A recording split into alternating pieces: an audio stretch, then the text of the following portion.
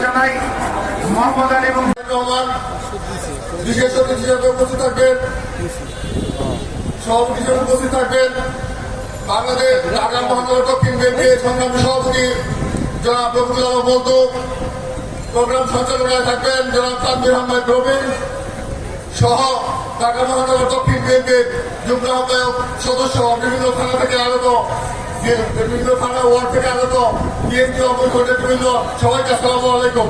কর্মীকে জানাই বাংলাদেশ জাতীয়তাবাদী শ্রমিক দল ঢাকা মহানগর দক্ষিণের পক্ষ থেকে রক্তিম শুভেচ্ছা ও বিপ্লবী অভিনন্দন। সংগ্রামী বন্ধুগণ, এই বাংলাদেশের স্বাধীনতা এবং সার্বভৌমত্ব রক্ষা, এই গণমানুষের মৌলিক অধিকার, ভোটাধিকার, মানবাধিকার সহ সকল বিষয়ের যখন এই বিগত সরকার সকল অধিকারগুলো হরণ করেছে, ঠিক সেই সময় আমাদের প্রিয় নেতা জনাব তারেক রহমান, আমাদের বহুদলীয় গণতন্ত্রের প্রবক্তা, বাংলাদেশের স্বাধীনতার ঘোষক শহীদ প্রেসিডেন্ট জিয়াউর রহমানের 19 দফার আলোকে 27 দফা নির্ধারণ করেছিলেন। পরবর্তীতে বাংলাদেশের 64টি নিবন্ধিত এবং অনিবন্ধিত দল এই বাংলাদেশের সুশীল সমাজ, মানবাধিকার সহ 31 দফায় নির্ধারণ করেছেন। সংগ্রামী বন্ধুগণ, আমরা বলতে চাই এই 31 দফাকে বাস্তবায়নের জন্য বাংলাদেশ জাতীয়তাবাদী শ্রমিক দল ঢাকা মহানগর দক্ষিণ অতীতেও কাজ করেছে, এখনো কাজ করবে, আগামী দিনও আমাদের প্রিয় নেতা জনাব তারেক রহমান জিন্দাবাদ, শহীদ প্রেসিডেন্ট জিয়াউর রহমান অমর হোক, তারুণ্যের প্রতীক জনাব তারেক রহমান জিন্দাবাদ। সকলকে ধন্যবাদ। যাত্রাবাড়ি মাটি ও মানুষের নেতা জনাব নবীউল্লাহ নবী আপনাদের মাঝে বক্তব্য নিয়ে আসছেন।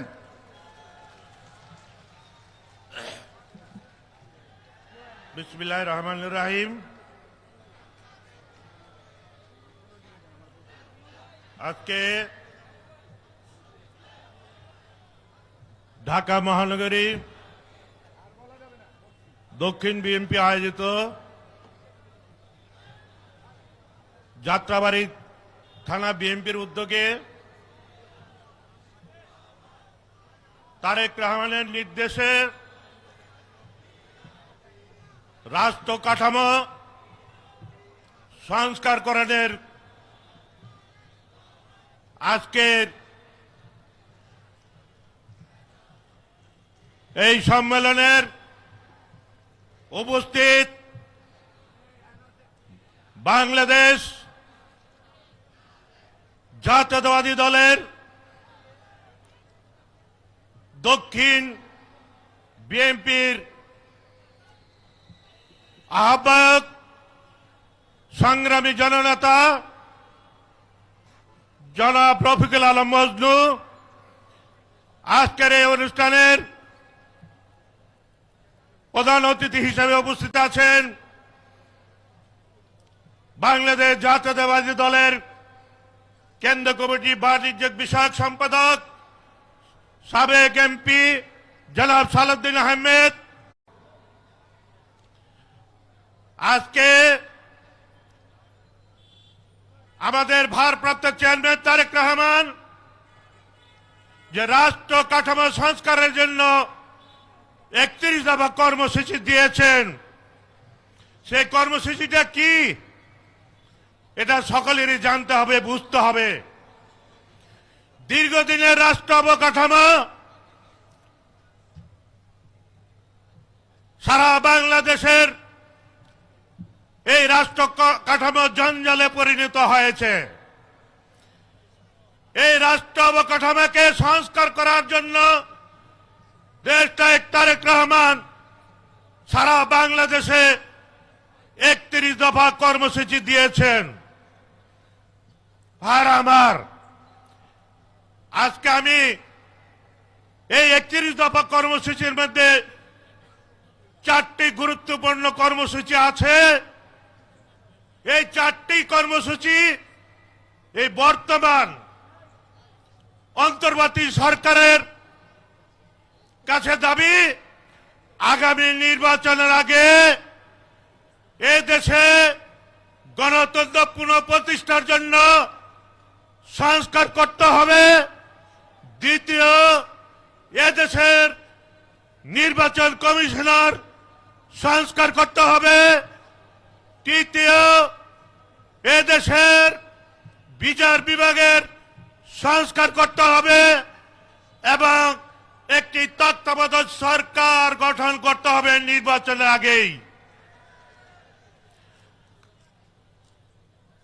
আর বাকি যে দফাগুলি আছে, এদেশের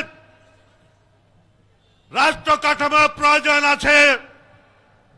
বিগত আওয়ামী লীগ স্বৈরাচারী সরকার এই রাষ্ট্র কাঠামোকে ধ্বংস করে দিয়ে গিয়েছে।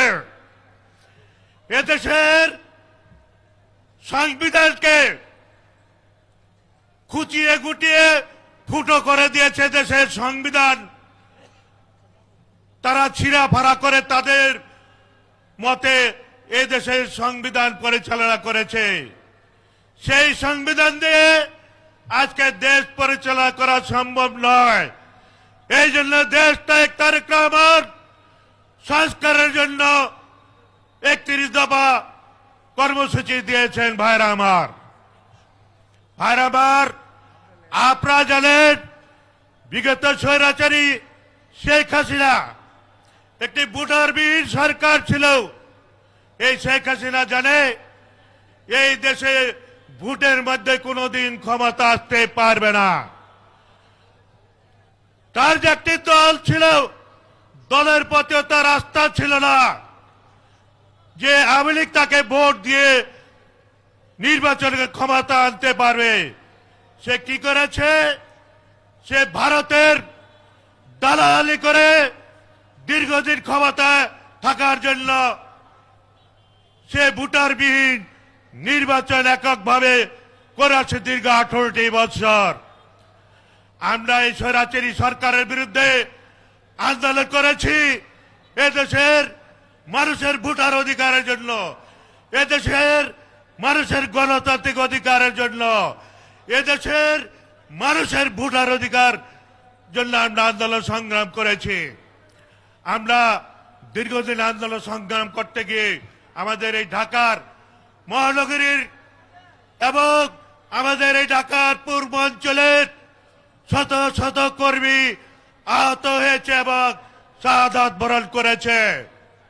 গত কোঠা আন্দোলনে, বৈষম্য আন্দোলনে আজকে এই স্বৈরাচারী সরকার পতন হয়েছে এই যাত্রাবাড়ি থেকেই। আমাদের এই যাত্রাবাড়ি থানা এবং ডেমরা থানা, শ্যামপুর থানা, এটা ঢাকার পূর্বাঞ্চলের গেট। এখান থেকে সারা বাংলাদেশের 18টা বিভাগের মধ্যে 6টা বিভাগের মানুষ চলাফেরা এখান করে। এখান থেকেই যে কোনো সরকারের পতন হয় এবং যে কোনো দলের বিজয় অর্জন হয়। ইনশাল্লাহ আমরা এই স্বৈরাচারী সরকার পতন ঘটেছে যাত্রাবাড়ি এই গেট থেকে, পূর্বাঞ্চল থেকে। ইনশাল্লাহ আগামী নির্বাচনে ভোটের মাধ্যমে বিএনপি ক্ষমতা আসবে এবং সর্বোচ্চ আসন নিয়ে বিএনপি ক্ষমতা আসবে এবং দেশটা তারেক রহমানের দেশের প্রধানমন্ত্রী হবে ইনশাল্লাহ। ভাইরা আমার, আপনারা আগামী নির্বাচনের জন্য প্রস্তুত নিন। এই নির্বাচনকে